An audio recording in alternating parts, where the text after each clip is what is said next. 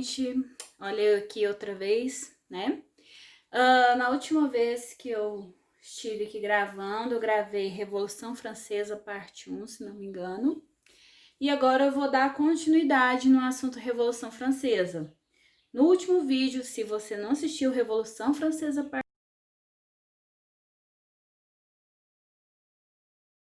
na primeira parte do vídeo, eu terminei falando que os deputados do Terceiro Estado se revoltaram e resolveram montar uma Assembleia Constituinte, ou seja, criar uma nova Constituição para a França, para com isso poder limitar os poderes do rei, certo? Foi nesse ponto que a gente parou.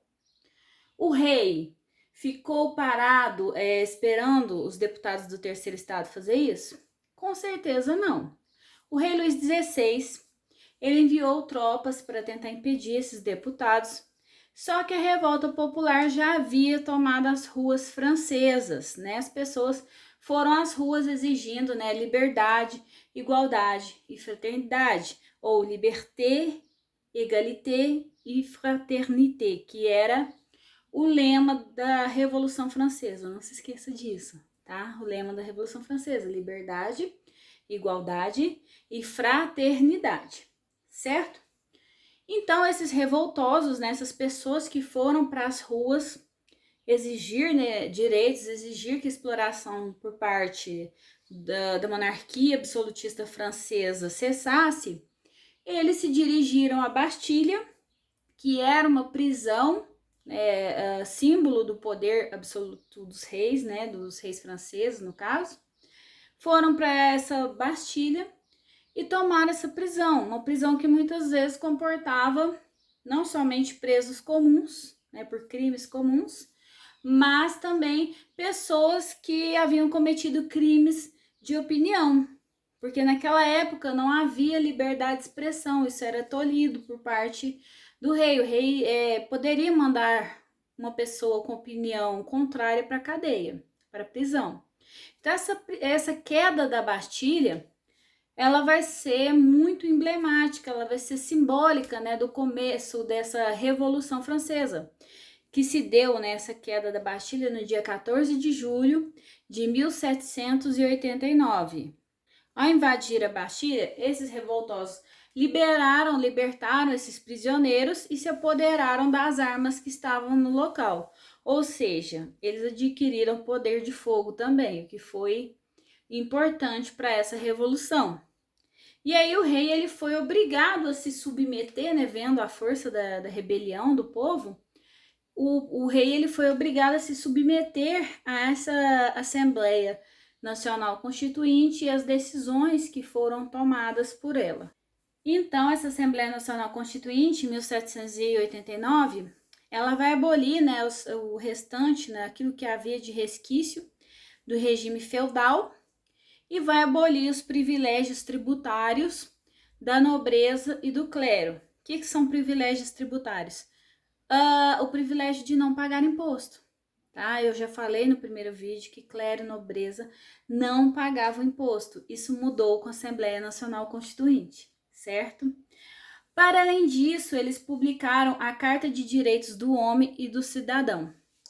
Porque antes, você não tinha cidadãos. O que pressupõe a ideia de cidadão?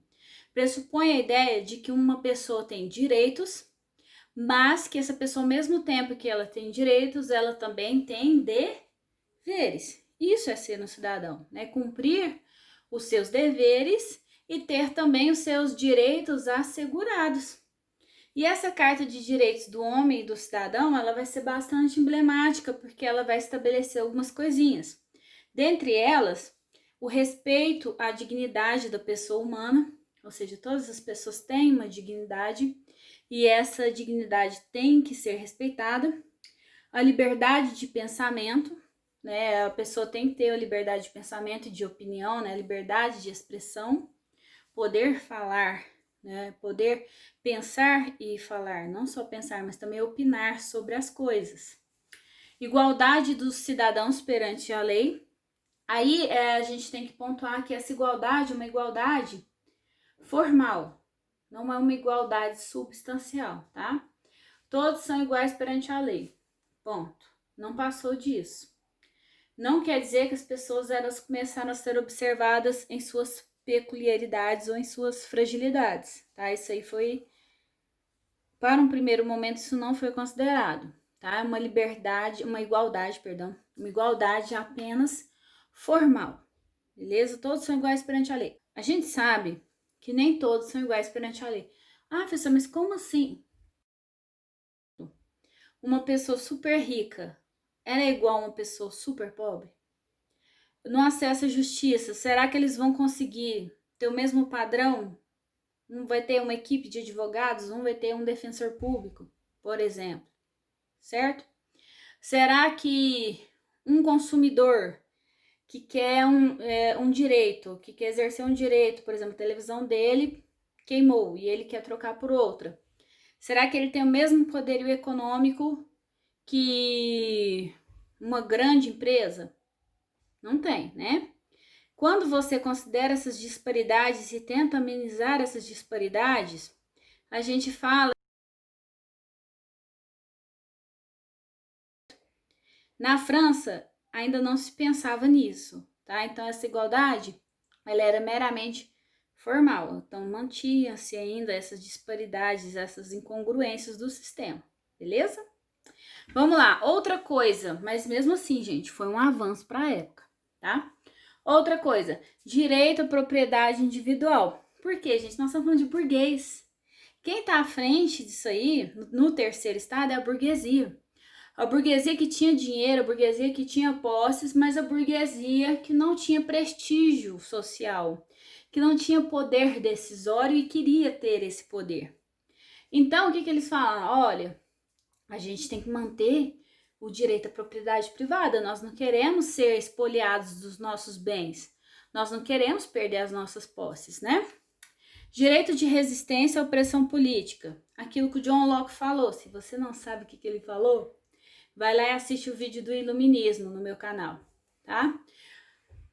Em linhas gerais, se um governante não está cumprindo com seu papel de assegurar a vida, né, dos seus cidadãos, né, a segurança, esses cidadãos eles têm o direito de se revoltar. E aí, em 1790, a Assembleia ela aprovou a Constituição Civil do Clero. O que era isso? Permitia ao Estado francês confiscar os bens da igreja e subordinava esses religiosos à autoridade do Estado francês. O Papa não aceitou as determinações da Assembleia e ordenou que os religiosos saíssem da França. Estima-se que cerca de 300 mil religiosos, mais ou menos 300 mil religiosos e nobres, saíram fugiram da França e levaram seus bens assim portáteis, né? Levaram dinheiro, levaram joias valiosas e começaram a promover alianças fora da França, né? Buscando auxílio de reis ali do entorno para tentar barrar, para tentar acabar com a revolução, para tentar findar com esse processo revolucionário.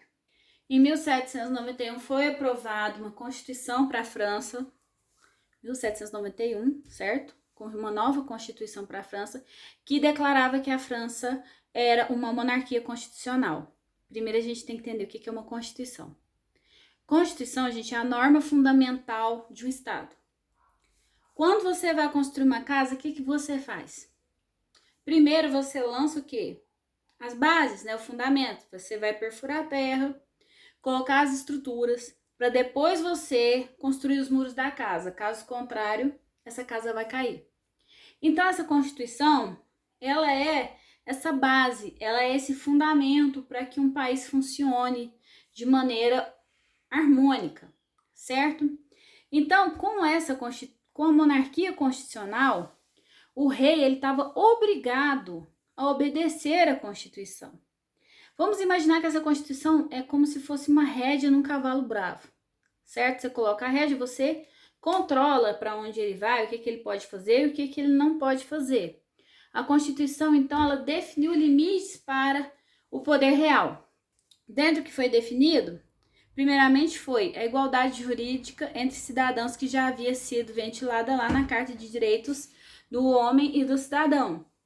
A liberdade de produção e de comércio, ou seja, diminuiu a interferência do Estado na economia francesa, né? E também teve uma questão aí, proibiu as greves de trabalhadores.